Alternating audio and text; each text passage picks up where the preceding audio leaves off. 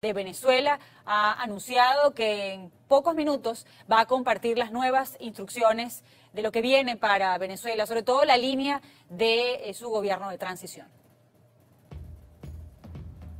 Reunión del Grupo de Lima. Siguen otras reuniones que deben llenarnos de ánimo y que forman parte de la estrategia que seguiremos los próximos días. Somos reconocidos por las principales democracias del mundo, mientras que el usurpador no es sino un hombre cada vez más solo y más desesperado. Ahora detiene, roba y deporta periodistas. Además, varios de los soldados que han abandonado al usurpador nos han contado cómo uniformaron a cientos de presos para dispararle al pueblo del Táchira y Bolívar. Y además, desde los rangos más bajos hasta los más altos, reprochan saber que una ministra entrega armas y uniformes a delincuentes. En los próximos días, desde la Asamblea Nacional legítima y electa por el pueblo, comunicaremos contundentes medidas que se tomarán al respecto. Y sepan que yo no asumí este compromiso para ejercerlo en un lugar que no sea Venezuela. Así que nos vemos en Caracas muy pronto. Me están enviando un audio también en los próximos momentos con pasos a seguir en este proceso. La esperanza nació para no morir. Vamos bien. El presidente interino de Venezuela, en pocos minutos vamos a estar muy pendientes para saber el contenido de ese audio, por supuesto lo vamos a compartir con nuestra audiencia. Esta tarde, mientras estaba en desarrollo este Consejo Permanente de las Naciones Unidas, tuvimos el privilegio de participar en una conversación, una conferencia telefónica con un alto funcionario de los Estados Unidos, de la Casa Blanca, compartió con algunos periodistas, entre ellos esta servidora, y bueno, salieron de allí frases que yo creo que nos pueden indicar cuál es la posición firme de Estados Unidos de no retroceso en el primer punto de este gobierno de transición, en el cese de la usurpación. Vamos a ver, en mi Twitter está un resumen, lo pueden encontrar allí como @CarlaAngola. El primero de esos tweets que él compartió con nosotros resume lo siguiente: si Maduro le hace daño a Juan Guaidó o a su familia, sería la peor decisión que podría tomar y diría una de las últimas decisiones que tomaría Maduro. Imagínense lo que implica una frase como esa. Y luego, en otro momento, cuando se le preguntaba de la posibilidad de una intervención, decía, sería irresponsable que los Estados Unidos descartara el uso de la fuerza. Allí lo estaba planteando prácticamente un resumen de sus palabras, las más destacadas. Luego, en otra de las preguntas, él responde, si yo fuera Maduro no dormiría tranquilo, no confiaría en quienes me rodean. Si quieren dormir tranquilos, debe irse a Rusia o a un país amigo. En Caracas no está durmiendo seguro. También dijo sobre el 23 de febrero, hubo un quiebre institucional. Maduro tuvo que usar paramilitares, colectivos para reprimir. Los altos oficiales militares se escondieron ese fin de semana porque no querían exponerse. Otro de los exhortos que hizo, recalcamos a la alta jerarquía militar de Venezuela, sancionada por Estados Unidos, que si ellos trabajan para la democracia, estamos dispuestos a eliminar las sanciones contra ellos. Otro de los tweets decía, estamos dispuestos a escuchar a cualquier persona del grupo de Maduro que quiera hablar sobre el cómo, cuándo y dónde, porque la oferta es sobre los detalles de su partida. Es la única conversación que tendremos con esos individuos. Respetamos la postura, esto es quizás uno de los más destacados quotes de este alto funcionario cuando le preguntaban sobre la intervención y dijo, respetamos la postura del Grupo de Lima, pero Estados Unidos no es miembro, somos observadores. En cuestiones del uso de la fuerza en Estados Unidos, eso es netamente una decisión del presidente de los Estados Unidos. Y luego insistía en el tema de la intervención cuando le preguntaban y mencionaba, en cuestiones de posibilidades, son cosas hipotéticas de las cuales no vamos a hablar. Lo que sí les puedo decir es que sería irresponsable que el gobierno de Estados Unidos descartara el uso de las fuerzas militares. Bueno, nosotros vamos a recibir a Diego Arria, el embajador Diego Arria, expresidente del Consejo de Seguridad, por cierto, de las Naciones Unidas, exgobernador de Caracas y bueno, y un gran amigo de esta casa. ¿Cómo está, embajador? Bienvenido, buenas noches. Muchas gracias, mi querida Claudia. Quiero preguntarle, ¿cómo interpretamos esas palabras de este alto funcionario de los Estados Unidos que conversaba con nosotros y nos decía que Estados Unidos sería irresponsable que Estados Unidos descartara el uso de fuerzas militares ante una eventual intervención? Es una declaración muy reconfortante a los que pensamos que si no hay un uso de la fuerza para hacer una intervención humanitaria, los venezolanos jamás, no solo no recibirían medicina en alimentos, sino que se perpetuaría el régimen. Yo creo que él dijo algo, yo oí todas las citas que tú le pusiste. Tal vez la más importante es decir que sería irresponsable del gobierno de los Estados Unidos, él está hablando de su propio gobierno, y dice que si los Estados Unidos descartaran el uso de la fuerza para rescatar la libertad en Venezuela. Por cierto, los que parecen haberla descartado son muchos otros países que de una manera concreta han abandonado el uso de la fuerza, cuando nadie les estaba diciendo si se iba a utilizar la fuerza o no.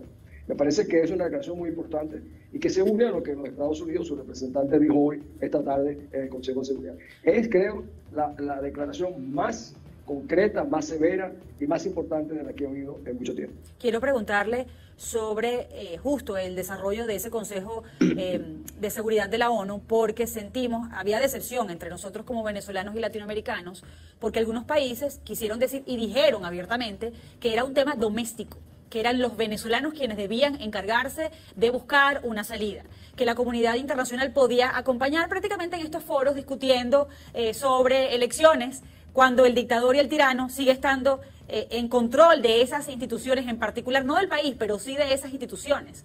Entonces, la única posición firme, que lució firme, pudo haber sido la de Alemania. Alemania decía, el 23 nos demostraron que esto no es doméstico, que es la violación de derechos humanos universales. Entonces, por supuesto que nos tenemos que involucrar. ¿Qué sintió después de haber sido una persona tan influyente dentro del Consejo de Seguridad? Yo creo que todavía lo es, embajador, pero de escuchar a estos países en ese foro tan suyo hablar en estos términos. Debo recordar algo de los que nos oyen. 191 países de las Naciones Unidas suscribieron y confirmaron la política, la doctrina, la responsabilidad de proteger. Eso lo conoces bien. Y la responsabilidad de protegerlo dice que los países que están sufriendo la masacre, la violación de sus derechos, traten de ver cómo lo logran resolver. No, dice que la comunidad internacional tiene la obligación de intervenir. O sea, los países que hoy se pronunciaron de esa manera están desconociendo no solo la política, la responsabilidad de proteger, que es tal vez la innovación más grande en el derecho público internacional que ha hecho las Naciones Unidas, sino al mismo tiempo están desconociendo los latinoamericanos la Carta Democrática Interamericana, la Declaración de los Derechos Humanos del Hombre, y a lo que apunta, por ejemplo, el gobierno del representante de Alemania, yo creo que fue la más contundente, junto con la de los Estados Unidos. Incluso dice, mientras Maduro bailaba, morían niños, mataban gente. Alemania tiene una posición clarísima y más que importante. No podemos olvidar que Alemania tiene un peso enorme en la comunidad europea. Y también las intervenciones de Inglaterra. Pero en fin, lo que yo veo, Claudia, que Rusia ha hecho todo lo posible por incorporar el Trump. A Rusia en el fondo no le importa nada los venezolanos. Lo que le importa es ver cómo molesta a los norteamericanos en esta región.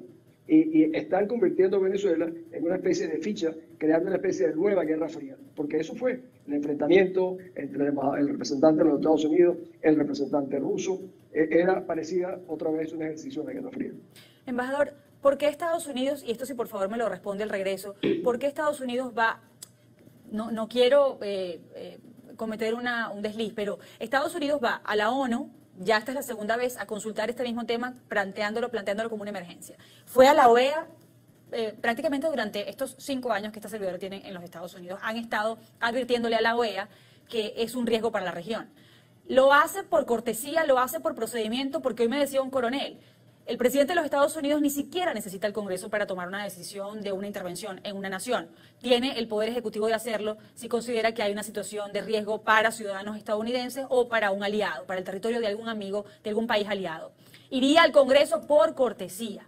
No necesita ese paso ni esa aprobación para una medida así de radical. Sin embargo, sí los hace, sí los cumple, sí presenta sus respetos ante estas organizaciones del mundo.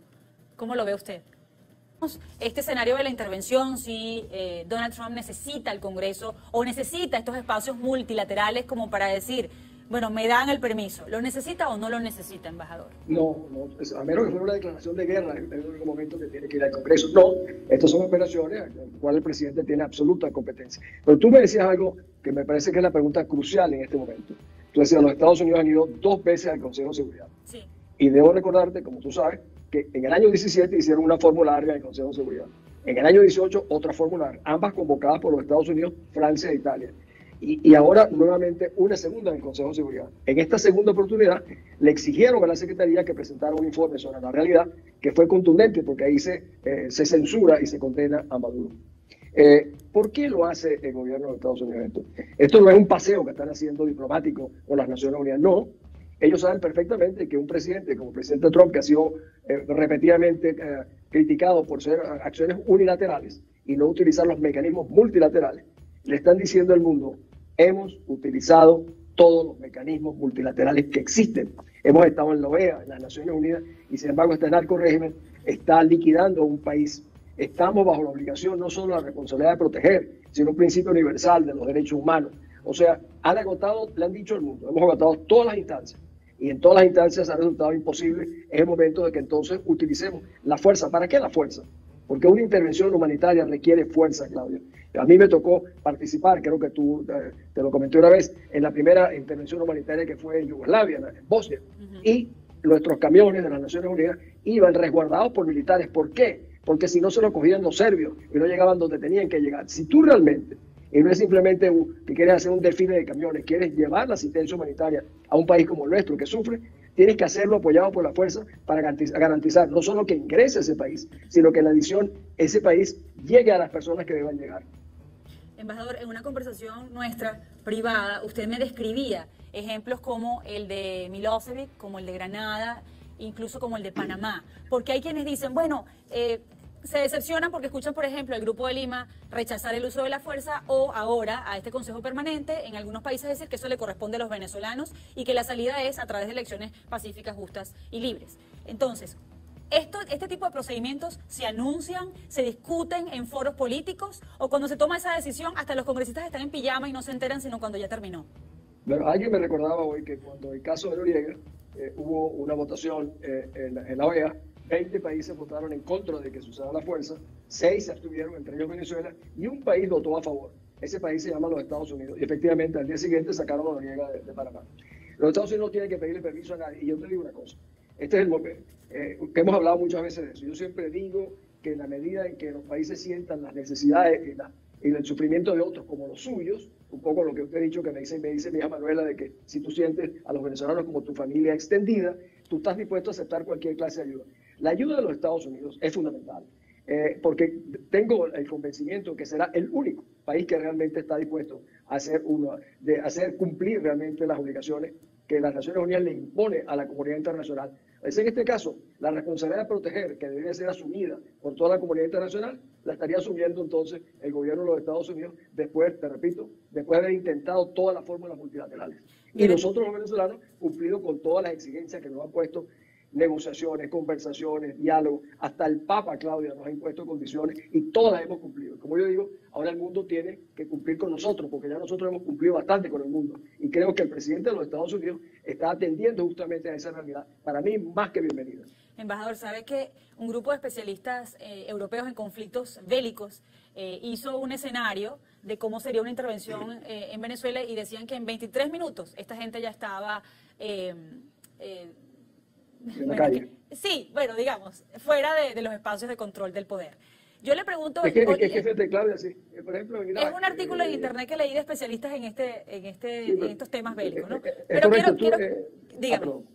No, imagínate, tú simplemente le cortas las comunicaciones, cosa que se hizo en Irak en la Segunda Guerra del Golfo, y tienen comunicado aviones, barcos, Miraflores, fue totalmente, eso se hace en 15 minutos. Interviene completamente en las comunicaciones y eso es el anuncio final de que el régimen está colapsando. Ok, dicho eso, también le tengo que mencionar o acotar que como venezolana, como ser humano, me preocupa un poco este tema de la intervención. Me genera angustia. Yo quiero que un especialista como usted me diga si debo o no debo estar preocupada si esa decisión se toma. Preocupada por mis connacionales, preocupada por mis vecinos, preocupada por mi familia allí.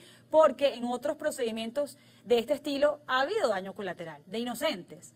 Quiero saber cómo lo visualiza usted. ¿Es tan moderna la estrategia ahora que puede ser quirúrgica, puede ser una extracción a individuos en particular sin que inocentes se vean involucrados en una eventual intervención militar? Fíjate, Claudio, aquí no habrá invasión militar. Okay. Eso no está, para mí, planteado. Lo que está planteado acá es una intervención humanitaria reforzada. Gente que no le gusta el término fuerte, bueno, reforzada. Pero de ninguna manera estamos hablando de invasión militar.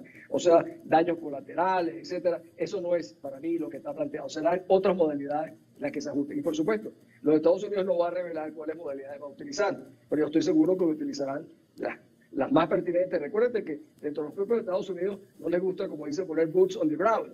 O sea, poner las botas en ningún territorio. Aquí no se trata de que vengan los soldados norteamericanos. Aquí se trata de que haya una presión con fuerza.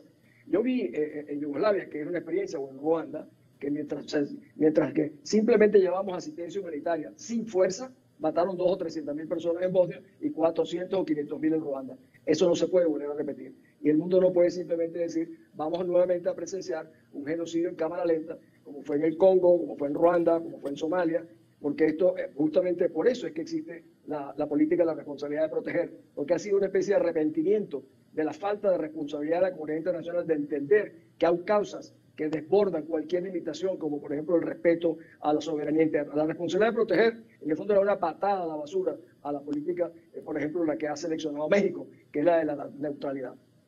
Embajador, un mensaje que pueda compartir con los venezolanos, porque por ejemplo, en una jornada como la de ayer, después de venir de un mes, de 32 días de bastante tino en la percepción de la mayoría por parte del gobierno de transición, el venezolano tiene como esta euforia de fósforo, ¿no? Que ve o no cree que se dijo lo que se debía decir y ya lo ve como una derrota o como un fracaso. ¿Qué palabras tendría de certeza de que sí estamos en momentos de definiciones y en los momentos finales de la dictadura para los venezolanos y para los latinoamericanos en general quienes nos escuchan? Pues fíjate, creo que te dije hace un mes que yo había mandado a reparar mi vehículo, limpiar mis alfombras, mis cortinas, porque yo pienso regresar a Venezuela. Pero después de 20 años hay una desesperación que cualquier, imagínate, el hecho de que Juan Guaidó se convirtió en la esperanza nacional, esto sobrealimentó la presión sobre nuestros propios deseos. Yo creo que estamos en el penúltimo capítulo, muy cercano al final, porque Carla, es absolutamente indetenible el proceso de colapso de este régimen. No sé si va a ser mañana o pasado, pero sin la menor duda será. Y yo le digo a los venezolanos, cuidemos a Juan Guaidó, porque Juan Guaidó es como la cola, la pega que ha realmente unificado al país. No hay ningún dirigente político venezolano que haya logrado algo semejante, que yo te diría que hace algo milagroso, porque de repente un mundo, una población sometida, viendo sus partidos con descrédito, etcétera, han visto en este joven dirigente una esperanza nacional. Tenemos que cuidarlo, y la manera de cuidarlo es seguirlo apoyando y darle ánimo, porque en la medida en que lo tengamos a él, se acerca el final de esta horrible tragedia. Querido embajador, como siempre es un honor. Muchísimas gracias por acompañarnos en este programa.